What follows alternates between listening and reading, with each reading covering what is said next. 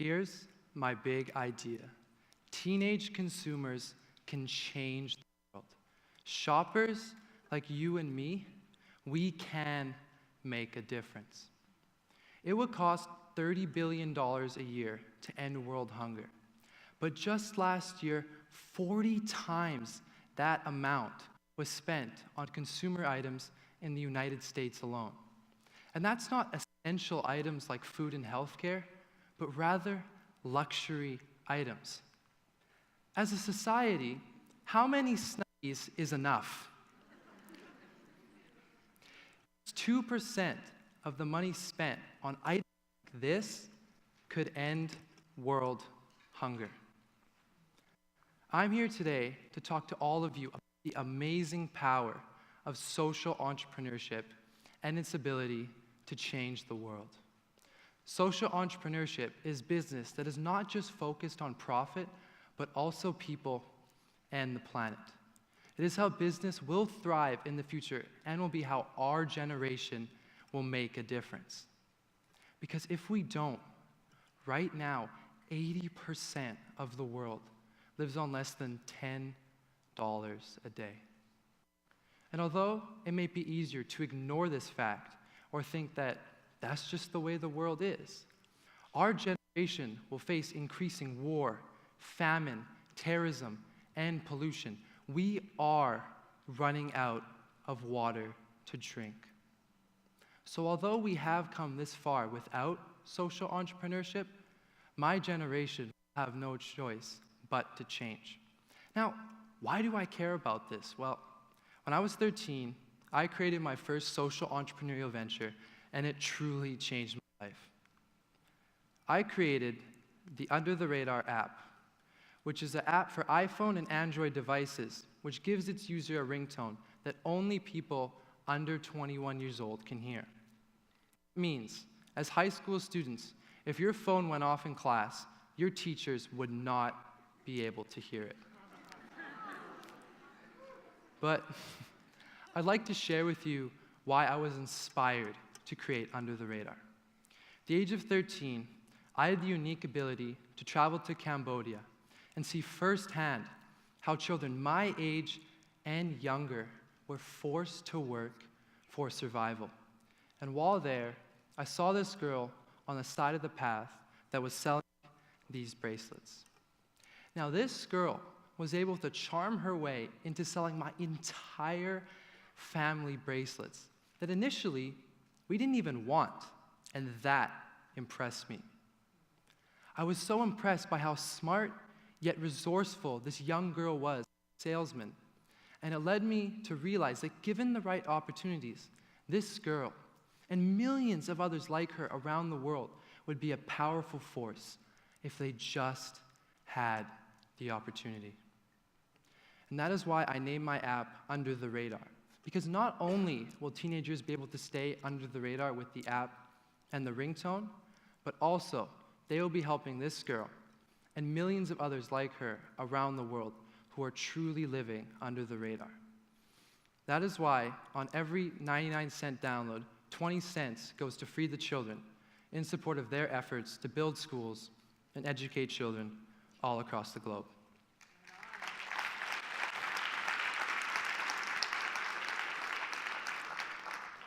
Last April, at the age of 15, I wanted to take UndrTheRadr and my message for social entrepreneurship further.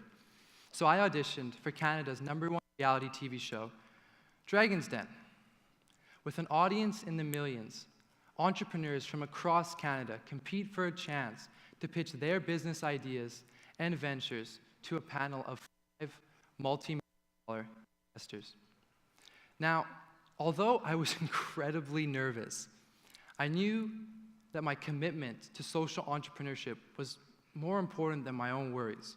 So I stepped forward and I entered the den, and I'm honored and very humbled to say that Miss Arlene Dickinson invested in me at 15 years old, and we became business partners.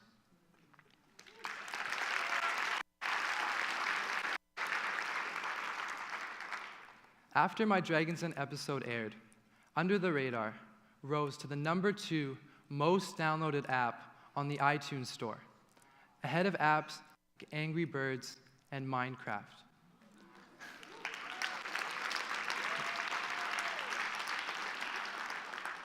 And although I was only 15 years old, I began to be invited to speak to students, adults, and businesses about social entrepreneurship.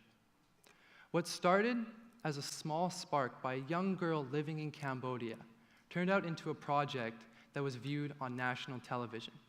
But this didn't happen because I was fundraising, or even because I had a good business concept in itself. It happened because I mixed business and social purpose into an everyday item. But as teenagers, we like consumer items, don't we? We like the latest fashion trends. We love our smartphones, but we also want to make a difference and impact the world in a positive way.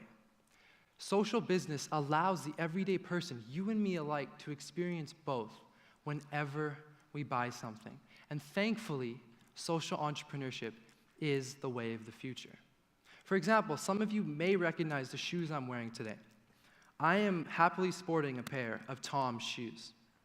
Tom's is a great example of a conscious business. And for every pair of shoes sold, a pair is donated. And up till now, over 10 million pairs of shoes have been donated to people all over the world who truly need them. Now, many people say that there's nothing that special about Tom's, but I truly feel special when I wear my pair because I know that I'm helping to make a difference. There's a myth in the business world that you can't be charitable and profitable at the same time, but those people need to see that social businesses have a competitive edge over their competition. And a great example of this is the company Salesforce. Salesforce is the fastest growing top 10 technology company in the world. It is growing faster than companies like Google, Facebook, and Twitter. And a key component of Salesforce's business plan is their commitment to social purpose. You see, at Salesforce, they have adopted the 1-1-1 model.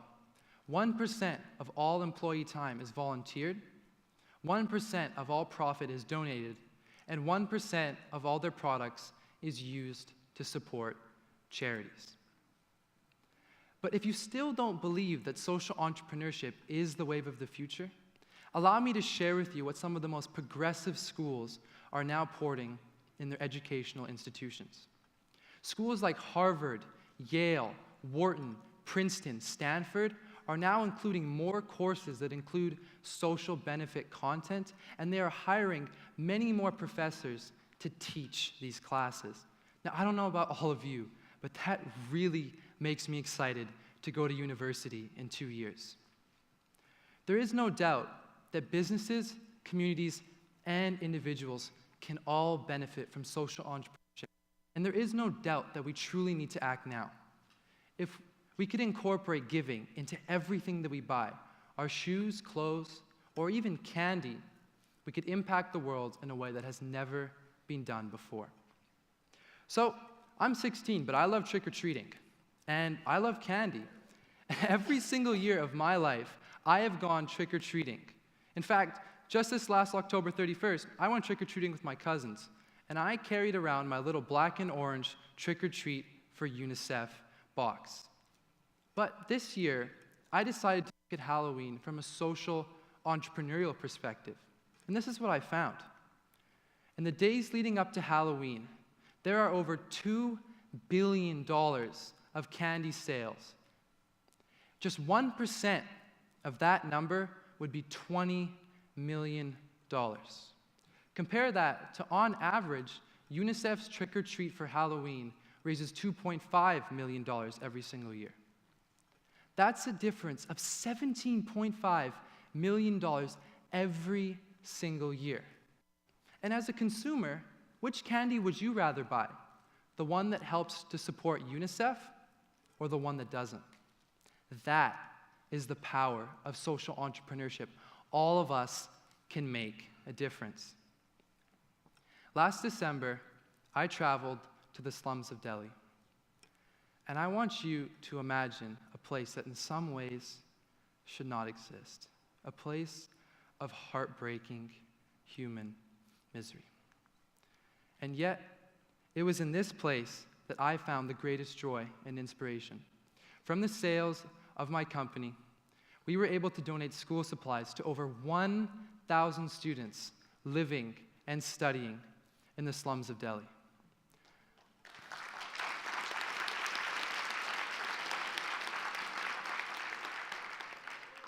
But I would like to share with you how these kids inspired me.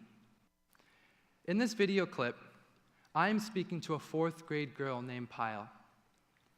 And although Payal and her parents took great pride in sending her to school, she was living in dire poverty.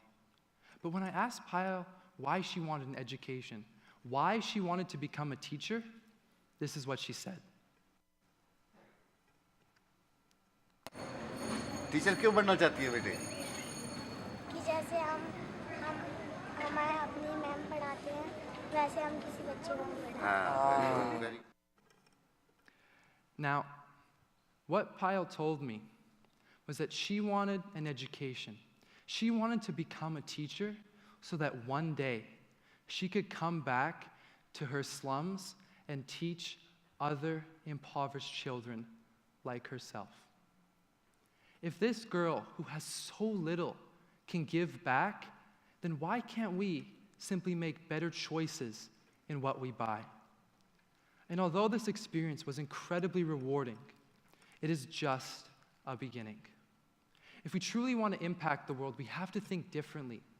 We have to go beyond believing in what we can do. We have to push ourselves. And I'm so glad that I did that. See, when I was born with 4 fingers on both of my hands. And as a child, I went through many surgeries and physiotherapist sessions to make my hands look and become more normal.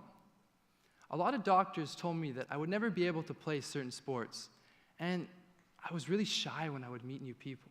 I'd always tuck them into my pockets or hide them behind my back. Well, now I play sports on a junior national level. I have gone on TV in front of millions of people who have seen my hands. And here I am today, talking to all of you about them. When I was a child, I also thought that I was too young and too average to make a difference. But at the age of 15, I have truly seen how amazing it feels to make a difference doing something that I love. And I want every single young person of our generation to experience that same joy. So of course we can. If I can, you can. All of us everyday people can make a difference through the everyday things that we buy. If we continue to take 2% from luxury items sold, in another year, we could build hospitals all over the world. In the following year, we could build schools. The future possibilities are limitless. That is the power of social entrepreneurship. And for those of you who may feel that these ideas are absurd or idealistic, the great Einstein once said, if at first the idea is not absurd, then there is no hope for it. I ask you, whomever you are, wherever you come from, whenever you buy something, look for a social entrepreneurial business. Look for the clothes, shoes, or candy that will help you give back. And when you're older, look for the cars or homes that are linked to charities. We, as consumers, can do something that has never been done before. We, as consumers, can do something that nonprofits, despite their best efforts, have been unable to do. We, as consumers, can do something that governments have been unable to do. We, as teenage consumers, can change the world. Thank you.